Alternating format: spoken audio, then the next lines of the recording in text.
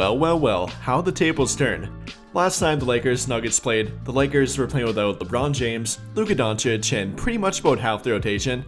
And now this time in this matchup, the Nuggets were playing without Nikola Jokic and Jamal Murray, and they definitely did not put up the same fight. Pretty much trailed the entire game by about 20 to 15 points, despite a late fourth quarter kind of comeback, if you want to call it that. A pretty dominant win by the Lakers, and well, it was a very important win for them. Believe it or not, they have now gained the tiebreaker edge over Denver, at least currently. No, not from the season record between them, that stands at 2-2 tied. But after that point, it does come down to division record and division leaderboard. And with Denver currently being number 2 in their division, behind the OKC Thunder, and they're definitely not catching them, and then with the Lakers being number 1 in their division, currently ahead of Golden State and having a 4-game lead ahead of them, that does give the Lakers a tiebreaker. So yes, this game could end up being incredibly important, and may ultimately decide which team gets the higher seed between them. But after that point, getting back to the game tonight and what happened between them, Luka Doncic definitely played well, especially during the first quarter. Dropped 20 points in the first quarter alone, 25 points by halftime, and in the first quarter with the Lakers after being traded there, has been averaging about 10 points per game in the first quarter with a 43% clip from the 3-point line. So yeah, definitely getting off to a hot start, and especially lately for their team. And between him and Austin Reeves tonight, combining for 50 plus once again, the 5th straight game they have done that. Luka dropping 31, Austin dropping 22, combining for 53 on the night, showing great chemistry between them, and if there is one positive to LeBron being out, it's definitely those two working well together and building chemistry between them. But after the offense mention and Austin and Luka, gotta mention their defense. Absolutely dominant and really for quite some time now, becoming a defensive juggernaut, and dating back to January 15th, they have been the second best defense in the entire league. Only 0.1 points behind Detroit for that number 1 spot, and shout out Detroit, they've been playing great lately too. But the Lakers have been great on defense, once again showing that tonight, forcing 14 first half turnovers, and against a team like Denver, even without Nikola Jokic, and yes, that is a big missing piece for them, they average only about 14 turnovers per game, so forcing 14 by halftime, nearly 20 in total, is a pretty impressive feat. And I mean, with a guy like Jordan Goodwin out there, once again starting for their team and having 4 steals in only about 26 minutes, had all 4 of them in about 14 minutes on the court, or then a guy like Vanderbilt having 3 steals in 18 minutes, the entire team combining for 13 steals tonight. All around very hectic defense, committed defense, and really adopting that defensive identity, that will help take them far, and it is something they can lean on as well, which they have already been showing. But then for one final mention, gotta shout out Dorian Finney-Smith, once again leading their team in plus-minus rating with a plus 26. Ever since joining their team and being traded to their team, has kind of become the plus-minus king on their team with a plus 198 rating. Nobody within even 20 points of that, and if you actually watch him on the court, you can definitely see why. Between the defense, playing all 3 levels of defense to their team, one night might take on the perimeter matchup, next a wing matchup, then might be playing small ball 5 for them, really does it all for them on defense, or then offensively, has been a reliable 3-point shooter for them, despite a rough spell lately, is getting back on track. In their past 6 games now, has shot 43.4% from beyond the arc, 10 of 21, and tonight, knocking down 3 of 4 from 3, getting completely wide open and in his own verbiage, from Luka Doncic on the court. And overall, definitely a great win and important win for the Lakers tonight. And with that being said, I'll let you hear from JJ Redick and the entire team about it. Straight wins at home now. Is there anything extra that you're feeling as a team in this building, or even you individually, and how has that been evolving? I mean, it's always easier to play at home, I think. You got the crowd. You get home here, so it's kind of easier to play at home, so that's what I think. You've been clear about you're kind of just taking one game at a time. Is that a mentality that goes back to your youth, your dad, or basketball? Where did you get that kind of just not wanting to look too far ahead and think about the next game? Where did I get that? Honestly, I don't know. But it's just, as a team, as a player, you got to prepare for the next game, not thinking you got to prepare for what's next, not what's in the future. So, I mean, it's always been like that, so I don't know when it started. You were able to get, I think, 3 of your first 3 baskets tonight inside the arc. a lot of even with your recent 30-point scoring games, have been free throws and three-point shooting. I guess how did it feel for you to be able to find that rhythm or establish that rhythm inside the arc, and then I guess build it back out from there? Yeah, I mean, it's easy for me to start there, just driving the ball. I think when I drive the ball, it gets better for everybody in the court. So I wanted to start like that today.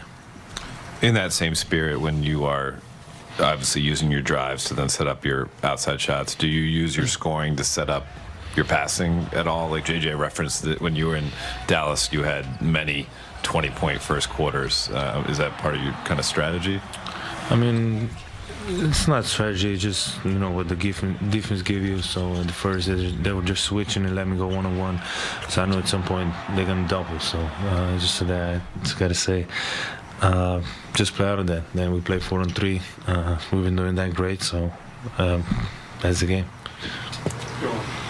Luka, Mike mentioned the 9 straight here, and we've seen your interactions with the crowd and the fans. How has that built over your time here in a month plus, and how do you feed off of the crowd when you're hitting a big shot and they're going crazy, and just kind of that relationship?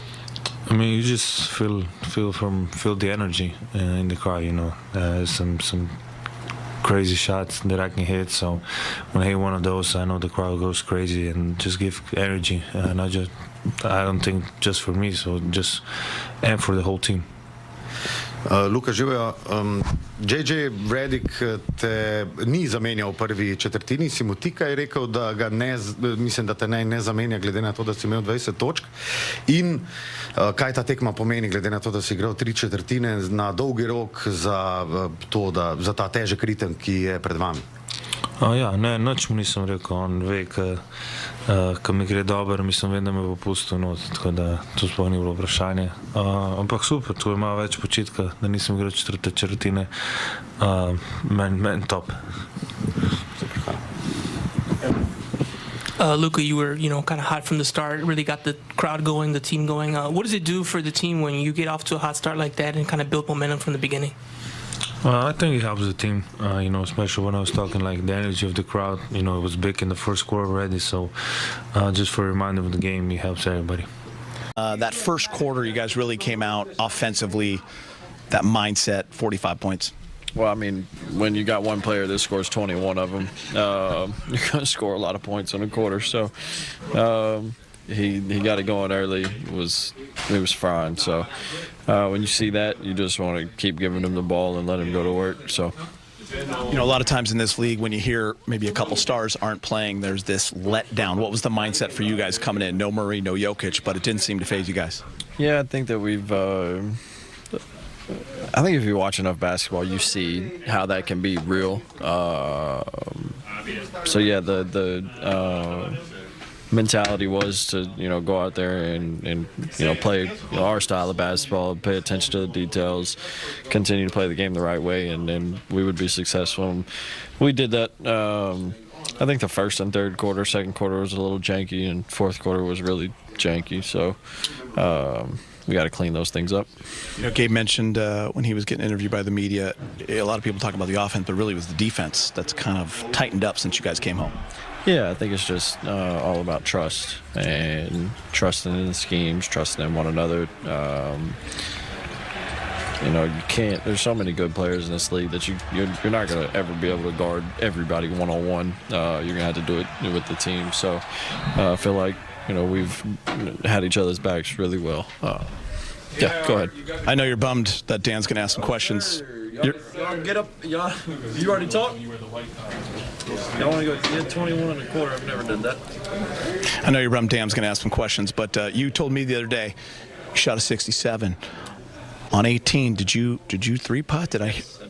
For sure. I've shot 5 under before, par 71 at this course. I've shot a 67 on a par 72. So I've shot 5 under a couple times, and that was to putt on 18. Eagle putt on 18. I had a chance to shoot 6 under, and was like, I'm not leaving this one short. So I hit it about 5-6 feet past, and didn't really care about the putt coming back because I wasn't going to be able to shoot a 66. I did my research. I got people out there, just so you know. Go ahead, Dan. It's like the fifth time I've heard you tell that story. We're just mad you can't break 80. It's true. I am very angry about it.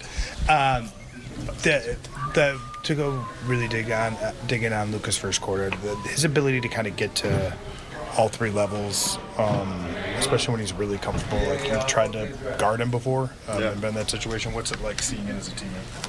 Oh, it's very fun. It's much better this way than the alternative. Trying to guard him in those situations is almost impossible because he shoots the three so well. He's willing to shoot the mid-range and get to the cup, but his passing is probably, in my opinion, one of his best attributes. So you always have to kind of stay home unless you want to give up a lob. But if you're trying to take the lob away with the low man, he's going to give up a corner three. So, one really underrated thing about him is how strong he is, and it's hard to stay in front of him because he uses his strength so well. Guys get off to hot starts like that. Like, some guys will come and keep firing and stuff like that. He seems just as happy if he's able to facilitate it for someone else. How has that energy been, especially as you guys have tried to figure this out without a couple starters? It's awesome. I mean, he continues to play the game the right way, and to be honest, I wanted him to keep firing them up because they were going in at a high rate. But like I said, he plays the game the right way. If he's got, if you blitz him, he's not trying to, race the big. He's, throwing it to the open guy and letting us play 4-on-3. So it makes it, pretty easy when you play the game the right way.